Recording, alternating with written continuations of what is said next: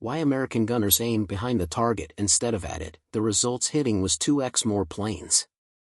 October 3, 1943, 30,000 feet above the North Sea, the freezing metal of a .50 caliber Browning machine gun pressed against a waist gunner's cheek as he watched a Messerschmitt Bf 109 knife through the formation 200 yards out.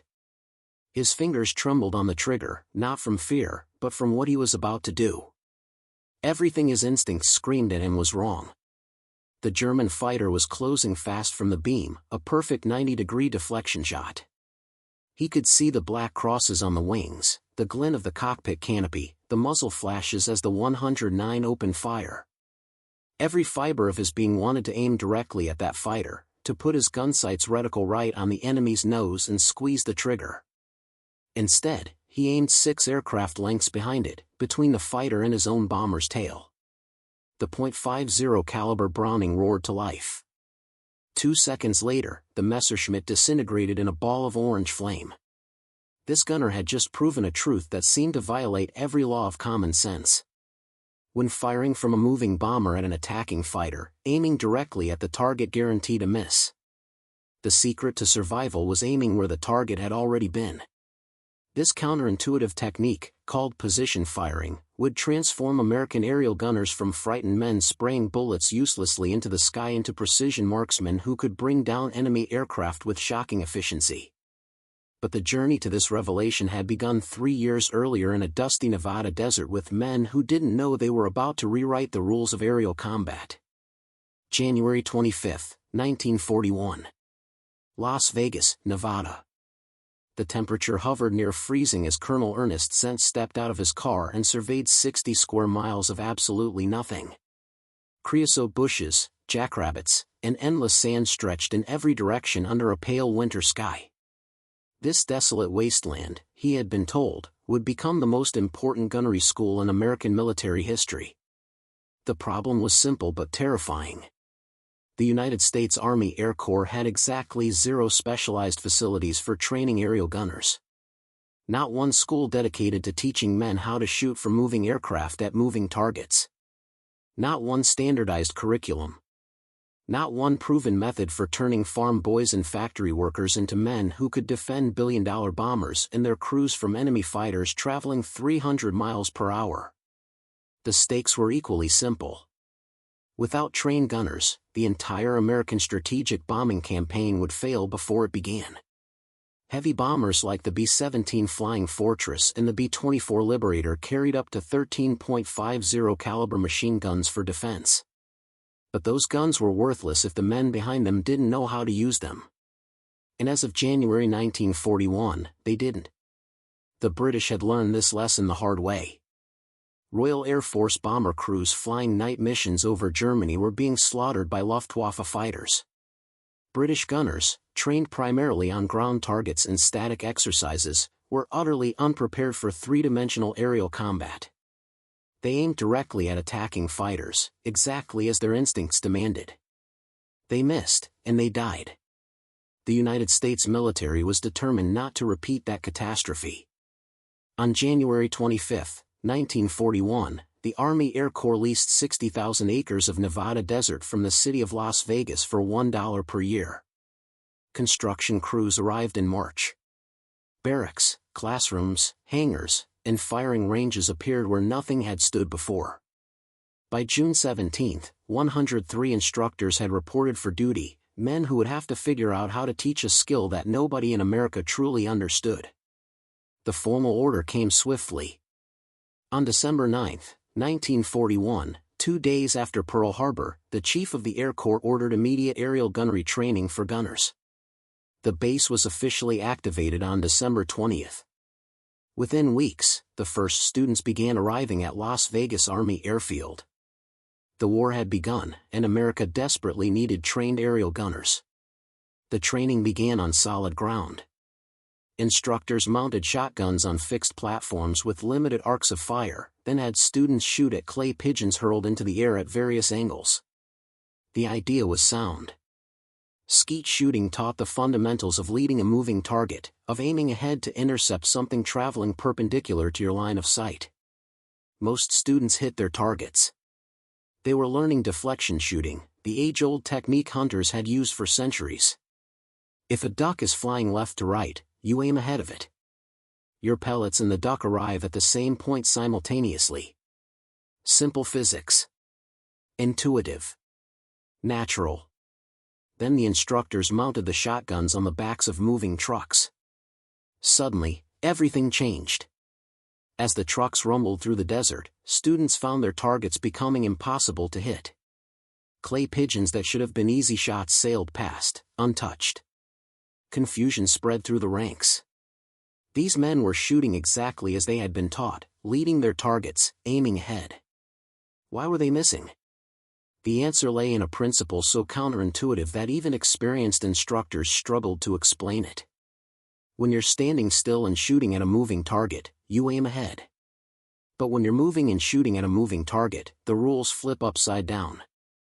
Sergeant Robert Hayes, an instructor from Texas with a background in physics, stood before his first class of bewildered trainees and drew a simple diagram on a blackboard: a bomber traveling 300 miles per hour, a fighter attacking from the side at the same speed, a bullet fired from a gun on that bomber. The students assumed the bullet traveled straight from the gun to wherever they aimed. They were wrong. The bullet inherited the bomber's forward velocity the instant it left the barrel. Every round fired from a bomber was already traveling 300 miles per hour forward in addition to whatever velocity the gun provided. This meant a bullet fired to the side didn't actually travel to the side. It traveled diagonally, pushed forward by the bomber's momentum even as it moved away from the gun. The faster the bomber flew, the more pronounced this effect became.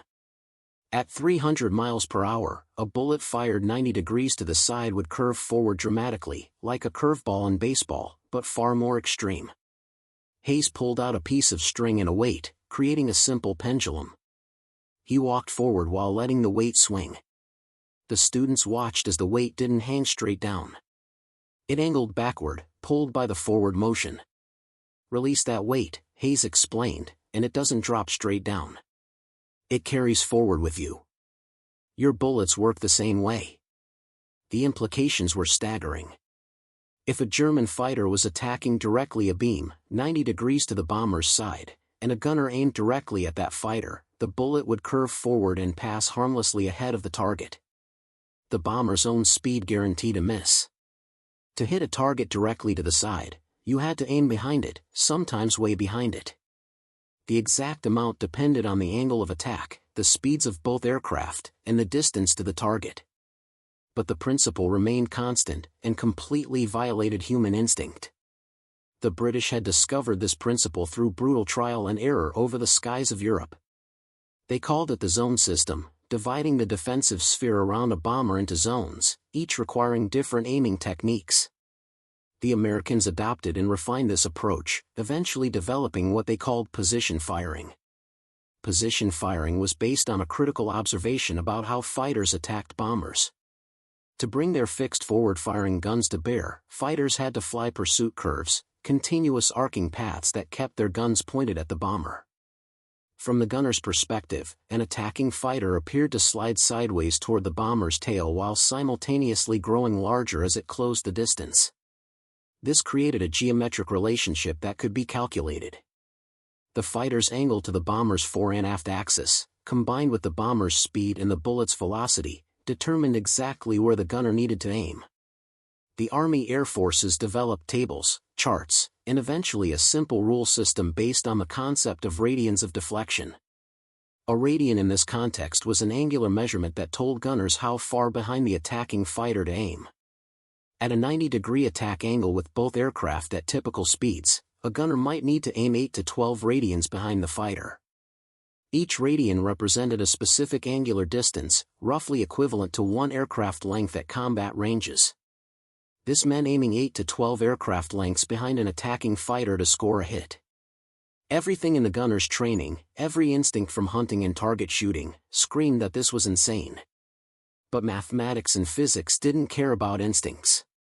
By summer 1942, Las Vegas Army Airfield was graduating 600 gunners every 5 weeks.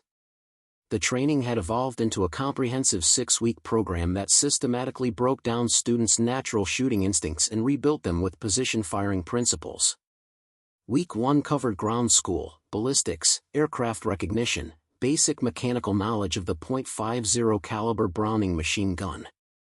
Students learned to field strip and reassemble their weapons blindfolded, preparing for the reality of working in cramped, freezing, vibrating gun positions. Week 2 moved to the shotgun trucks. Students spent hours shooting clay pigeons from moving platforms, ingraining the feel of shooting while in motion. Instructors gradually increased the truck speeds, forcing students to adjust their aim points further and further behind the targets. Week 3 introduced the manipulation trainers. These were towers 10 to 40 feet tall, arranged like a bomber formation.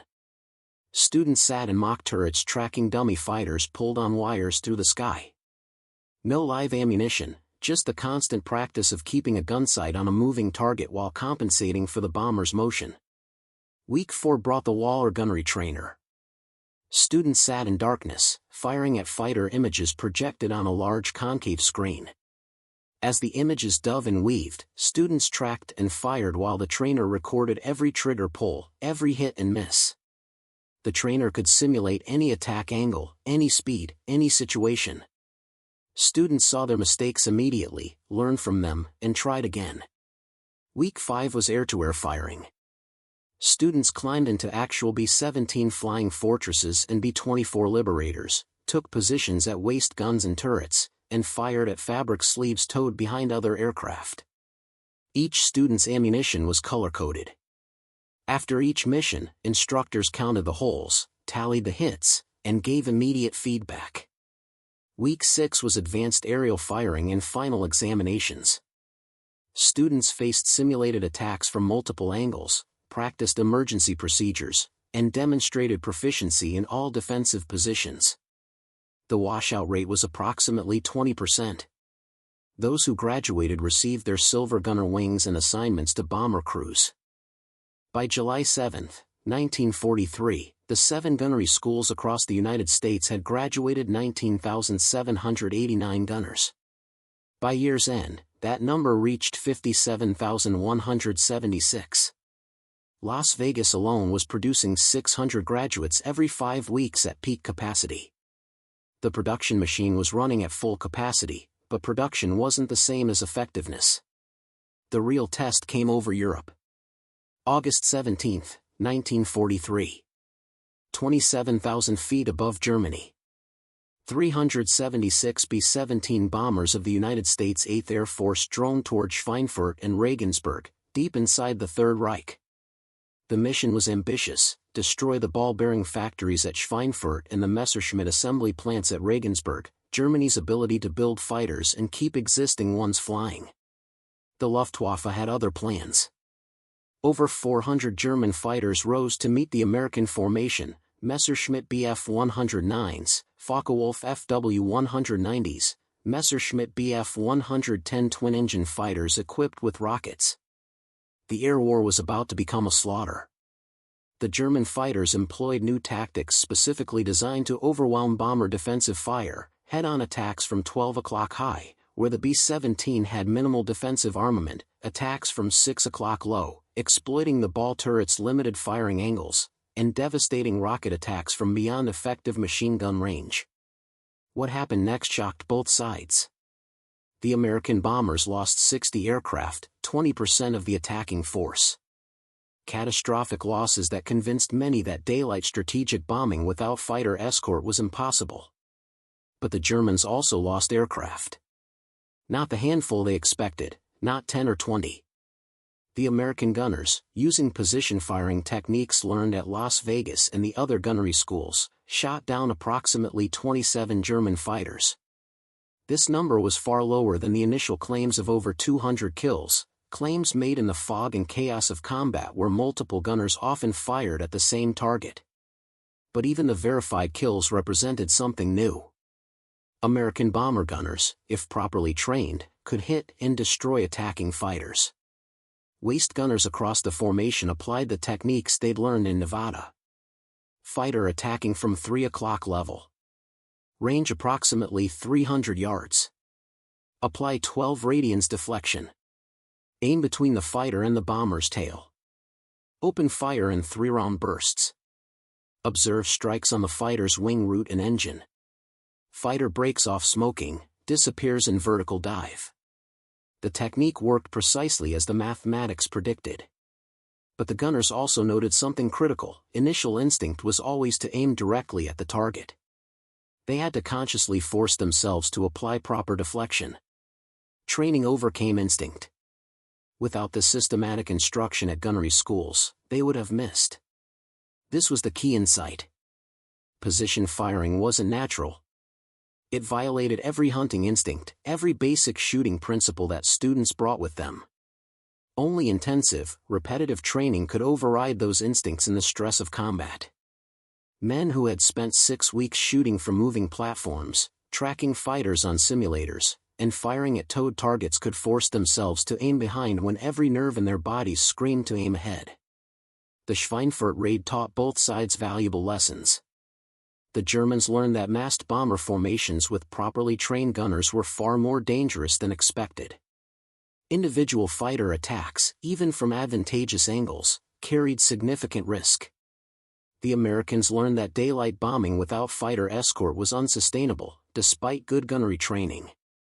But the raid also validated the training program. Position firing worked. Gunners who applied proper deflection could hit fast-moving fighters in three-dimensional combat. The question now was how to make them even more effective. The answer came from an unexpected source: Britain. In late 1943, Royal Air Force night fighters began equipping with a revolutionary new device called the Mk2 Euro gunsight. This technological marvel used a spinning gyroscope, mirrors, and a complex series of calculations to automatically compute the correct deflection for any attack angle. The pilot simply placed a moving reticle on the target, and the sight did the rest. The United States Army Air Forces immediately recognized the potential. If a gyroscopic sight could calculate deflection for fighter pilots, could a similar system work for bomber gunners? In November 1943, American engineers began adapting British Eurosight technology for bomber turret applications. The result was the K-14 gunsight for fighters and adapted versions for bomber turrets. These sights featured a revolutionary dual reticle system. One reticle, fixed, showed where the guns actually pointed. A second reticle, gyroscopically controlled, showed where the bullets would actually go, accounting for the aircraft's motion, the angle of fire, and basic ballistics. In level flight with no deflection required, the two reticles aligned perfectly. But the moment a gunner swung his turret to track a target, the Euro reticle moved, showing exactly where to aim. The gunner simply had to keep the moving reticle on the target. The sight automatically calculated the proper lead. Installing Euro sights in bomber turrets presented significant challenges. The sights were bulky, complex, and required the gunner to input the target's wingspan to estimate range. Under combat conditions, with fighters attacking from multiple angles simultaneously, setting wingspan dials and adjusting controls was often impossible. Still, the Euro sights represented a massive improvement. Tests conducted in early 1944 showed that gunners using Euro sights achieved approximately double the hit rate compared to standard ring and bead sights, even when both groups understood position firing principles. By summer 1944, significant numbers of American bombers carried compensating sights, automated systems that calculated deflection based on the turret's position and the bomber's airspeed and altitude. These weren't as sophisticated as full Euro sights, but they were simpler to operate under combat stress. Gunners set their airspeed and altitude once, then simply tracked the target. The sight adjusted the aiming point automatically. The effectiveness difference was dramatic. Bombers equipped with advanced sighting systems and gunners trained in position firing could bring down attacking fighters at ranges and angles previously considered impossible. Combat reports documented significant improvements. Gunners who had struggled to score hits with standard sights found themselves downing enemy aircraft within weeks of receiving compensating sights. By late 1944, the Army Air Forces had refined the gunnery training program based on 2 years of combat experience. The 6-week course expanded to include more advanced topics: gunnery control and discipline, ensuring gunners didn't fire at friendly fighters, combat tactics, understanding German fighter attack patterns, emergency procedures for jammed guns, damaged turrets, and wounded crew members. One innovation particularly captured the imagination of both instructors and students: Operation Pinball. Las Vegas Army Airfield received 7 specially modified Bell P-63 King Cobra fighters. These aircraft, pinballs, wore thick duralumin armor plating over their entire exterior. Students fired special frangible bullets, ammunition made from compressed powdered lead and plastic that shattered into dust on impact with any hard surface. The pinball aircraft carried electronic sensors and a large red light in the propeller spinner. When a frangible bullet struck the aircraft, the light flashed. Students could immediately see their hits.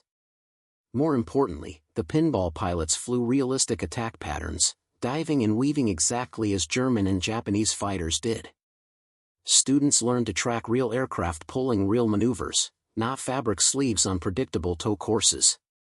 The pinball program produced dramatic improvements in gunnery scores. Students who trained against pinballs showed 30 to 40% better hit rates in subsequent combat compared to students trained only on towed targets. The program expanded to all 7 Army Air Force's gunnery schools by early 1945. But the most revealing data came from analyzing combat results. As more bombers received advanced sights and more gunners completed improved training, the effectiveness of defensive fire increased measurably. Intelligence officers tracking German fighter losses attributed to bomber gunners documented a clear upward trend from mid-1943 through war's end. The statistics were complicated by the introduction of long-range fighter escorts, which dramatically reduced bomber losses and changed the nature of aerial combat over Europe. By early 1944, American P-51 Mustangs could escort bombers all the way to Berlin and back. German fighters that had previously attacked bomber formations at will now faced aggressive American and British fighters hunting them throughout their own territory. Still, the data was clear. Bombers with trained gunners and proper sighting equipment shot down approximately twice as many attacking fighters as bombers with untrained crews and basic sights. This 2x improvement came from a combination of factors: better training in position firing principles, more sophisticated sighting equipment, improved tactics, and fire discipline. But at the core was the counterintuitive truth learned in the Nevada desert. The Pacific Theater provided another testing ground for American gunnery techniques. Japanese fighter tactics differed significantly from German approaches. Zero fighters and Oscars relied on superior maneuverability rather than armor and firepower. They attacked from steeper angles, executed tighter turns, and often pressed attacks to point-blank range, relying on their agility to avoid defensive fire. American gunners adapted position firing principles to these new challenges. The B-29 Superfortress, deployed in the Pacific from late 1944 onward, featured a revolutionary remote-control gun system. Gunners sat in pressurized compartments, controlling turrets via periscope sights and electronic fire control systems. The system automatically calculated deflection based on target range, angle, and aircraft speeds. Central Fire Control gunners on B-29s described the system's effectiveness in post-war interviews. Japanese fighters would come in fast, usually from below, trying to get under the formation. Gunners would acquire the target in their sights. The computer would calculate range and deflection, and they would fire. The turrets would swing automatically. Barrels would elevate or depress. All the gunner had to do was keep the sight on target and squeeze. The speeds were too high, the angles too difficult for manual calculation. The automated system made defensive gunnery possible against Japan's fastest fighters. The B-29's Central Fire Control system represented the ultimate evolution of position firing technology. Human gunners provided target acquisition and tracking. Computers handled all ballistics calculations, including deflection, bullet drop, and even wind drift. The combination proved devastatingly effective. When the war ended in August 1945, the Army Air Forces had graduated over 214,000 aerial gunners from 7 specialized gunnery schools. Las Vegas alone had trained over 44,000 gunners through August 1944. These men had learned to override their instincts, to trust mathematics and physics over common sense, to let their bombers' speed carry bullets into enemy aircraft. The statistical impact was difficult to quantify precisely. Combat claims were notoriously inflated. Multiple gunners often fired at the same fighter, each claiming the kill. Gun camera footage was limited, especially in bombers, where cameras couldn't cover all defensive positions. German and Japanese loss records were incomplete, destroyed in bombing raids or lost in the chaos of surrender. But analysis of available data suggested that properly trained American bomber gunners achieved legitimate kill rates approximately double those of untrained gunners using the same equipment. This improvement came almost entirely from understanding and applying position firing principles. The technique didn't make gunners superhuman, but it made them competent. In an aerial combat, competence meant survival. The lessons learned in World War II gunnery schools influenced military aviation for decades afterward. Korean War B-29 gunners used refined versions of the same position firing techniques in aerial combat against advanced Soviet MiG-15 fighters. The principles remained valid even against jet aircraft with significant performance advantages over propeller-driven bombers. Modern fighter aircraft still employ the same basic principle. Advanced computing gunsights calculate deflection automatically, but the underlying physics remains identical. A projectile fired from a moving aircraft inherits that aircraft's velocity. To hit a target, you must account for your own motion, not just the target's motion. The Nevada desert that once hosted the Las Vegas Army Airfield is now Nellis Air Force Base, home of the Air Force Fighter Weapons School and the Thunderbirds demonstration team. The old gunnery ranges are gone, replaced by modern training facilities. But the fundamental truth discovered there in early 1941 remains engraved in American military doctrine: when you're standing still, aim ahead of a moving target. When you're moving, aim behind. Physics doesn't care what feels natural. It only cares what works. The German Luftwaffe never fully adopted position firing principles for their bomber gunners. German training emphasized individual marksmanship and relied heavily on experience. New gunners learned from veterans, absorbing techniques through informal mentorship rather than systematic instruction. This approach worked well enough when the Luftwaffe operated primarily over friendly territory with experienced crews. But as losses mounted and veteran gunners died, German bomber defensive effectiveness declined sharply. The Japanese military faced similar challenges. Training for aerial gunners remained limited and informal. Position firing concepts were understood by some individuals but never systematized into doctrine. Japanese bombers suffered accordingly, with defensive gunnery effectiveness far below American standards. The British initially developed many of the concepts that became American position firing doctrine. But British bomber tactics evolved differently than American approaches. Royal Air Force Bomber Command shifted to night operations, where visual gunnery played a reduced role compared to electronic countermeasures and fighter escorts. The RAF did deploy Euro gunsights in some aircraft, including the experimental Village and radar-aimed tail turret for Lancaster bombers, but never implemented the comprehensive training programs that characterized American gunnery schools. Only the United States combined systematic position firing training with advanced sighting technology and industrial-scale production of trained personnel. This combination created bomber crews who could defend themselves effectively, even without fighter escort. Though escort remained vastly preferable. The transformation from instinctive aiming to calculated position firing represented a profound shift in human skill development. For thousands of years, hunters and soldiers had learned to aim directly at their targets, or slightly ahead for moving targets. These techniques were intuitive, easily taught, and effective in most situations. Aerial combat and fast-moving bombers broke all the old rules. Speeds were too high, angles too complex, and the physics too counterintuitive. Success required abandoning instinct and embracing abstract mathematics. Trainees had to trust that aiming 12 aircraft lengths behind an attacking fighter would result in a hit, even when everything they'd ever known about shooting said otherwise.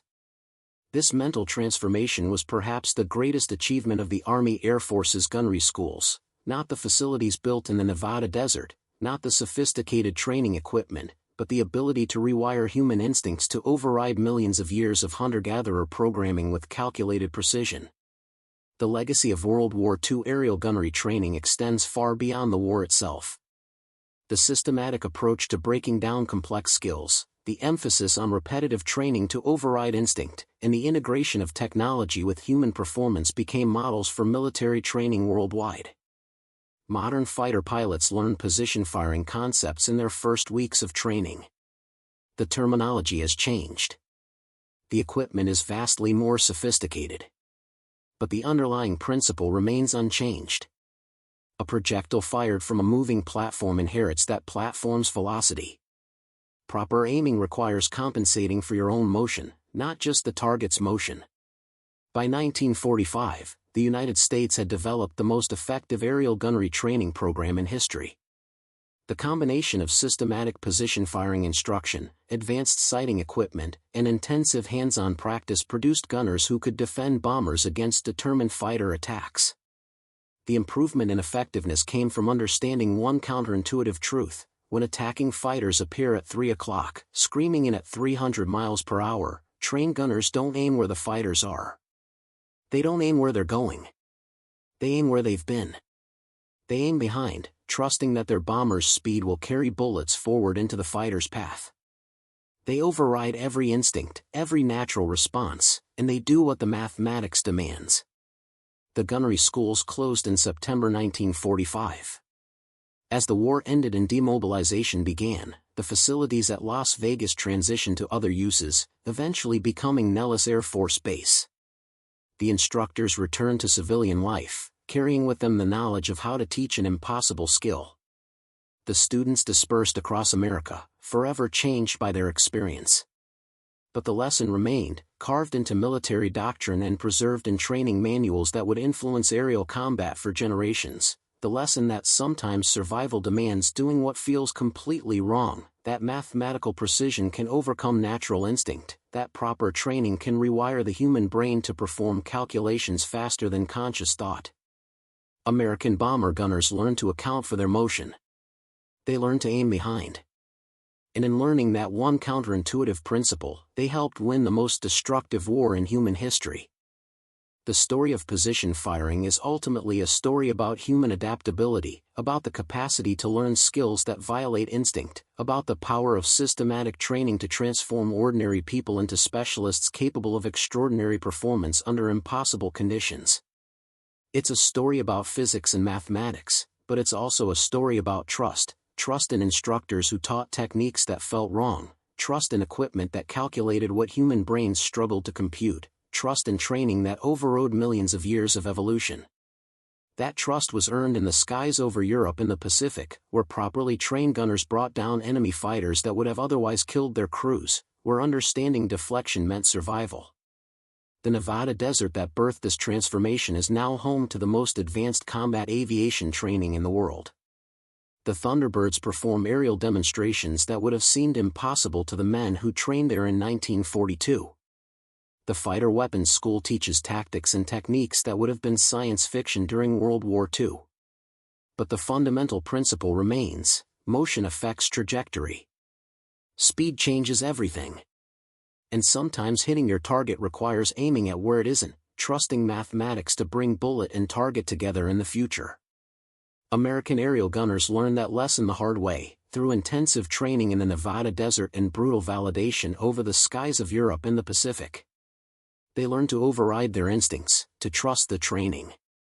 And in learning that one counterintuitive truth, they became the most effective bomber defensive gunners of World War II, not through superior weapons, not through better aircraft, but through understanding physics and having the discipline to apply that understanding even when instinct screamed otherwise. Physics doesn't care what feels natural. It only cares what works. And in the skies above World War II battlefields, what worked was position firing, a counterintuitive truth that saved thousands of lives and helped win a